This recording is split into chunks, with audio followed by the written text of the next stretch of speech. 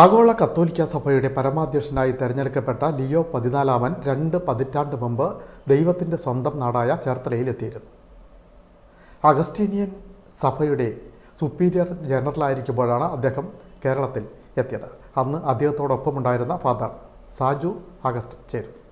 2004 April 22 പുള്ളി ഒരു ordination പ്രമാണിച്ച് അവിടെ എത്തിയത്. നമ്മളുടെ കാനോനിക്കൽ വിസിറ്റ് കൂടിയായിരുന്നു അത്. അപ്പം ഞങ്ങളുടെ എല്ലാ ഹൗസിലും ഞങ്ങൾക്ക് 3 ഹൗസുകളുണ്ട് അന്നുണ്ടായിരുന്ന. ഒന്ന് പൊള്ളാച്ചി, പിന്നെ ആലുവ, എടക്കൊച്ചി എന്നീ 3 ഹൗസുകളിലും പുള്ളി വിസിറ്റ് ചെയ്തിട്ടാണ് പോയത്.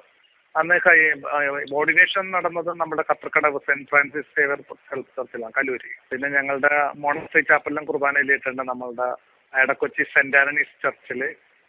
പിന്നെ വരാപ്പുഴ രൂപതയിലുള്ള മരിയാപുരം മേരിക്യൂനോക്കൽ ക്രിസ്ത്യൻ ചർച്ച് എന്ന് പറഞ്ഞ ചർച്ചിലും പുള്ളി കുർബാനയിലിട്ടുണ്ട്. സാധാരണക്കാരെ മനസ്സിലാക്കുന്ന ഒരു പോപ്പാണ് എപ്പോഴും.